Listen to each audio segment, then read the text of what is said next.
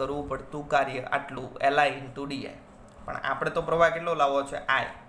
di એટલે ખબર પડે ને, જે આખો I પ્રવાહ છે એનો નાનો ભાઈ, dw એટલે જે આખું કાર્ય કરવું પડે છે એનું નાનું કાર્ય। તો આપણે I પ્રવાહ પ્રસ્થાપિત કરવા માટે કરવું પડતું કુલ કાર્ય શું કરવું પડે? dw નું સંકલન કરવું પડે। એટલે w = ઇન્ટિગ્રેશન ઓફ dw અહીંયા પણ ઇન્ટિગ્રેશન Li di। ચાલો હવે Li di માં લિમિટ આવશે, અહીંયા પ્રવાહની લિમિટ આવશે 0 થી ક્યાં સુધી લઈ જવો છે આપણે પ્રવાહ? I સુધી, બરાબર। એટલે 0 થી I સુધીની લિમિટ મૂકી દો। L અચળ છે એટલે બહાર કાઢી લો, તો ઇન્ટિગ્રેશન 0 થી I × di। ચાલો I નું આપણે કરવાનું છે ઇન્ટિગ્રેશન, સંકલન એટલે ઘાતમાં 1 નો વધારો આખી ઘાત છેદમાં, એટલે I નું સંકલન શું થઈ જાય? I²/2। લિમિટ આવશે, લિમિટ કઈ છે? 0 થી I।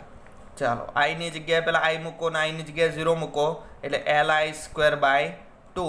આને કોમન લખવું હોય તો આવી રીતે લખી શકાય 1/2 Li²। આ કાર્ય મળ્યું ને W। આપણે વાત કરીએ એમ આ કાર્ય શેમાં રૂપાંતર પામે? ચુંબકીય ક્ષેત્રની અંદર ઉર્જાના સ્વરૂપમાં, બરાબર। એટલે આ કાર્ય ઇન્ડક્ટરમાં ઉર્જાના સ્વરૂપમાં સંગ્રહ પામશે। તો U બરાબર શું લખી શકાય છે? 1/2 Li²। આ મળી ગયું ઉર્જાનો સ્વરૂપ, U બરાબર 1/2 Li²। 2 માર્ક્સની અંદર ઇમ્પોર્ટન્ટ થિયરી છે, ઇન્ડક્ટરમાં સંગ્રહિત ઉર્જાનું સમીકરણ સાબિત કરો, U બરાબર 1/2 Li²। આ સમીકરણને તમારે 1-2 સમીકરણ સાથે સરખાવવાનું છે। એક તો કેપેસિટરમાં સંગ્રહિત ઉર્જા 1/2 CV², એને જેવું જ લાગે છે ને, આ ટાઈપનો ફોર્મેટનું છે 1/2 CV², 1/2 Li²। એટલે બંને શું કામ કરે છે? પરિપથના ઘટકો કેપેસિટર અને ઇન્ડક્ટર બંને ઉર્જાનો સંગ્રહ કરવાનું કામ કરે છે।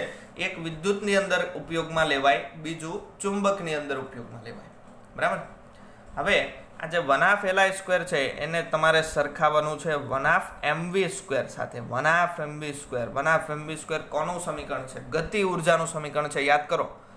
m દળનો પદાર્થ v વેગથી કોઈ સપાટી પર દોડતો હોય તો એની પાસે ગતિ ઉર્જા કેટલી હોય? 1/2 mv²।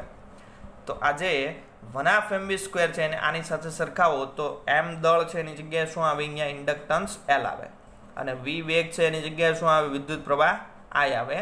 તો એનો મતલબ એવો થાય કે ઇન્ડક્ટન્સ જે છે L એ કંઈક દળ જેવો ગુણધર્મ ધરાવે છે। કેવી રીતે? દળનું કામ શું હોય? ચાલો એક 2 કિલોગ્રામનો પદાર્થ છે ને એક 50 કિલોગ્રામનો પદાર્થ છે, બંનેને હું એક સરખો ધક્કો મારું છું તો કોણ ઝડપથી જશે? 2 કિલોગ્રામ વાળો। કેમ? કારણ કે એનું દળ ઓછું છે, બરાબર। દળને આપણે બીજું નામ આપેલું જડત્વ, એની જડતા ઓછી છે, બરાબર। એ પડ્યો નહીં રહે, એ ગતિ કરશે। એને થોડુંક અમથું બળ આપો ને તો એ ગતિ કરવાની સ્ટાર્ટ કરશે। પેલો 50 કિલોગ્રામ વાળો પદાર્થ કેવો છે? જડ છે, ત્યાં પડ્યો રહેશે, ઓકે।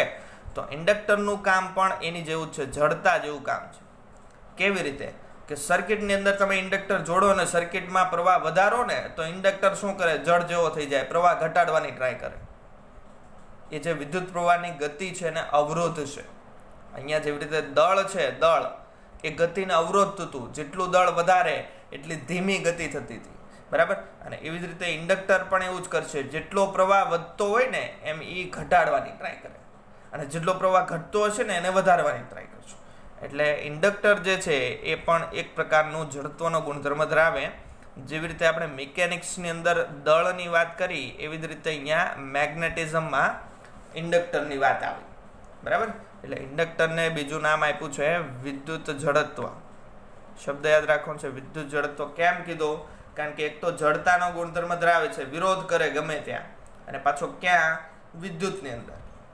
અહીંયા કરંટની વાત આવી છે એટલે વિદ્યુતની વાત આવી છે એટલે એને કહેવામાં આવશે વિદ્યુત જડત્વ, બરાબર। એની આપણે વાત કરી દઈએ। વિદ્યુત જડત્વ શું કામ કીધું?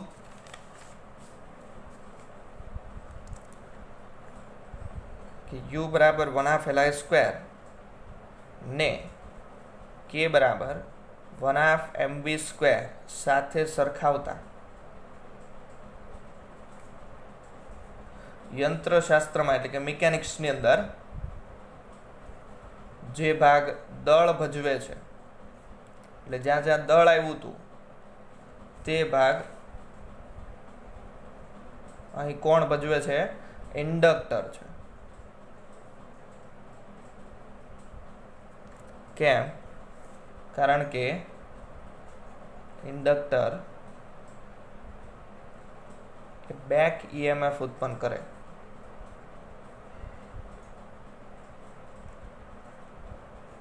કે જે પરિપથમાં પ્રવાહના ફેરફારનો વિરોધ કરે. આથી ઇન્ડક્ટરને શું નામ આપ્યું આપણે?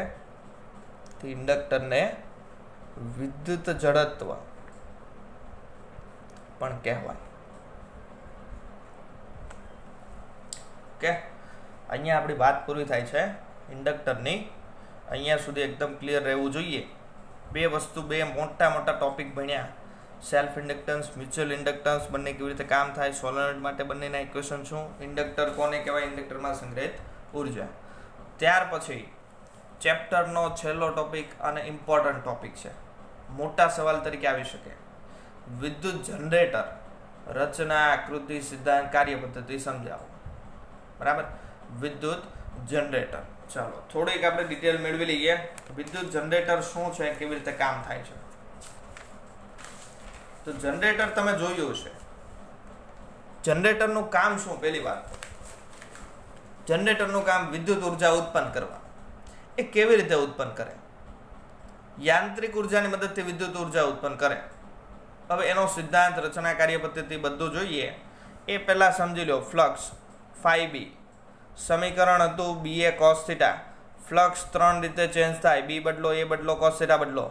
b બદલો એની આપણે ડીપમાં ચર્ચા કરી. કઈ? ફેરાડેના પ્રયોગવાળી.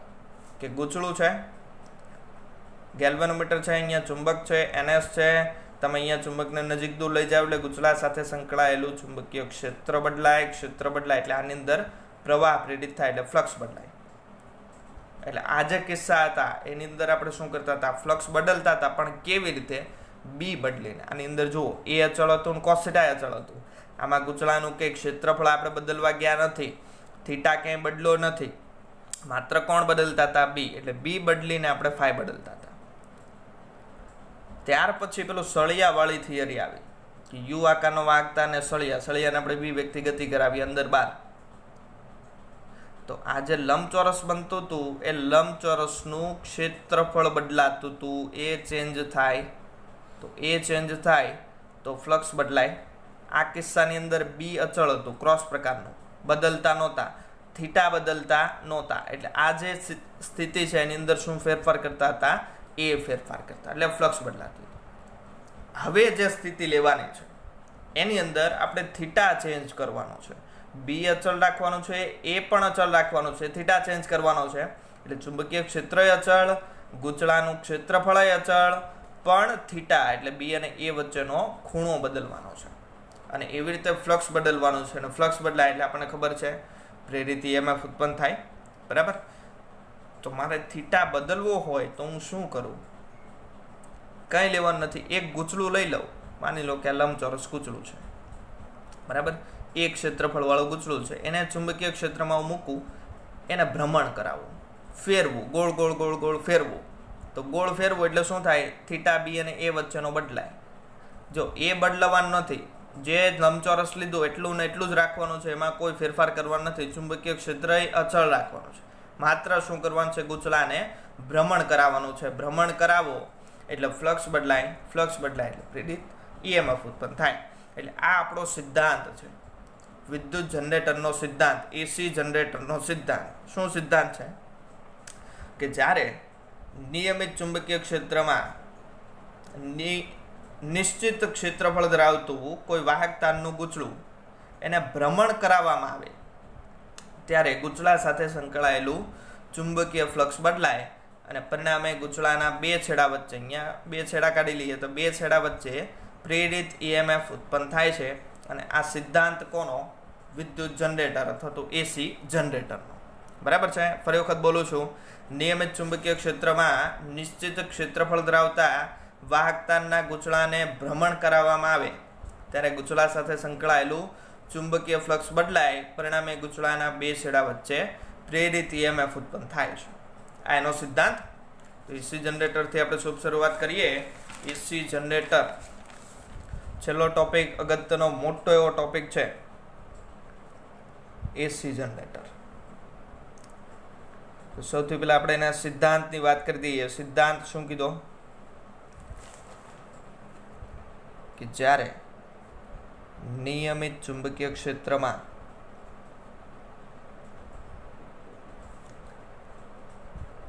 નિશ્ચિત ક્ષેત્રફળ ધરાવતું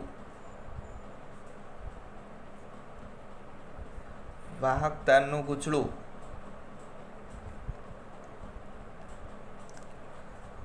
ભ્રમણ કરાવવામાં આવે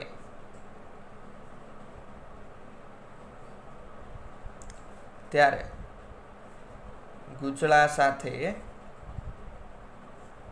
સંકળાયેલું કયું ફ્લક્સ? ચુંબકીય ફ્લક્સ બદલાય છે, પરિણામે ગૂંચળાના બે છેડા વચ્ચે પ્રેરિત EMF ઉત્પન્ન થાય છે. આ એનો સિદ્ધાંત. બરાબર છે. અને એનો બીજો સિદ્ધાંત લખવો હોય તો એવી રીતે લખી શકાય કે એસી જનરેટર છે કેવી રીતે કામ કરે, કઈ ઉર્જાનું કઈ ઉર્જામાં રૂપાંતર કરે. તો આપણને EMF આપે છે, બરાબર, મતલબ કે વિદ્યુત ઉર્જા આપે છે, પણ કેવી રીતે? આપણે ગૂંચળાને ભ્રમણ કરાવો તો, એટલે ભ્રમણ કરાવવું હોય તો આપણે કઈ ઉર્જા આપવી પડે? યાંત્રિક ઉર્જા આપવી પડે, બરાબર. કોઈ સાધનની મદદથી એ ગૂંચળું ફેરવવું પડે તો યાંત્રિક ઉર્જાનું શેમાં રૂપાંતર થાય? વિદ્યુત ઉર્જામાં. એટલે એસી જનરેટર એ યાંત્રિક ઉર્જાનું વિદ્યુત ઉર્જામાં રૂપાંતર કરે છે.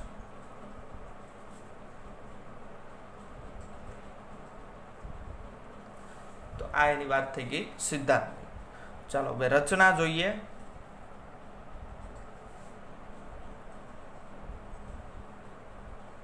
સૌથી પહેલા આકૃતિ દોરવાની. આકૃતિ એકદમ સ્પષ્ટ દોરવાની. આકૃતિ એકદમ ઈઝી છે, કઈ વાત નથી. જે આપણે ગેલ્વેનોમીટરની આગળની એક થિયરી જોયેલી ગૂંચળાવાળી, એ ટાઈપની જ આકૃતિ છે. આકૃતિની અંદર બે ચુંબકના ધ્રુવો લેવાના છે. આ N ધ્રુવ છે અને અહીંયા એક S ધ્રુવ છે, બરાબર. એટલે નિયમિત ચુંબકીય ક્ષેત્ર N થી S તરફ આપણે પ્રસ્થાપિત કરી દીધું છે. એની અંદર એક લંબચોરસ ગૂંચળું લેવાનું છે.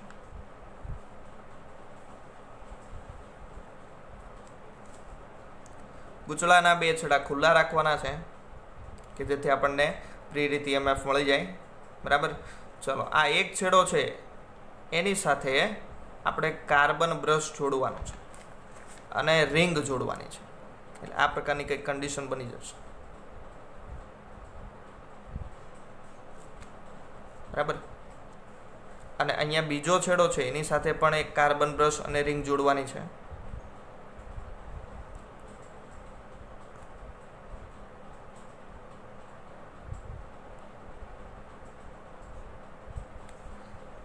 અને એની સાથે એક સ્પ્રિંગ જોડીને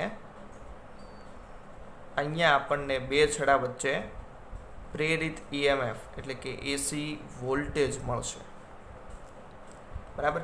એસીનો મતલબ શું છે ખબર પડી ને? અલ્ટરનેટિંગ કરંટ, ઉલટ સુલટ પ્રવાહ. જે આપણે આગળ વાત કરીશું કેમ એસી મળે છે, કેમ ડીસી નથી મળતો. એટલે આ આખી એક રચના થઈ ગઈ. ગૂંચળું છે એને ફેરવવાનું છે, તો ફેરવવું હોય તો કોઈ ધરી તો નિશ્ચિત હોવી જોઈએ. એટલે આ અક્ષને અનુલક્ષીને, આ ધરીને અનુલક્ષીને ફેરવવાનું છે, બરાબર. ચુંબકીય ક્ષેત્રમાંથી બહાર નથી કાઢી મૂકવાનું અને ફેરવીને. એટલે આવી રીતે ચુંબકીય ક્ષેત્રની અંદર ભ્રમણ કરાવવાનું છે. ચાલો, આ જે બંને વાત છે એને કહેવામાં આવે છે સ્લીપ રિંગ. સ્લીપ એટલે સરકી શકે એવી રિંગ છે. આ રિંગ જે છે ફિક્સ નથી, અહીંયા કોન્ટેક્ટ જોઈન્ટ કરેલો નથી આ તાર વડે. આ તાર જે છે ને, આ ગૂંચળું જે છે ને આખું ફરવાનું છે. તો આખું ફરે એટલે આ છેડા શું થાય? બદલાયા કરે. આ છેડો અહીંયા આવે, આ છેડો અહીંયા આવે, બરાબર. એટલે સ્લીપ રિંગ જે છે ને જડિત નથી, ફિક્સ કરી દીધી નથી. અહીંયા ફરી શકે એ પ્રકારની રચના છે, બરાબર. સ્લીપ રિંગ અને આ જે બંને દેખાય છે એની સાથે જોઈન્ટ કરેલા એક કાર્બન બ્રશ છે, કાર્બનના બ્રશ છે, બરાબર.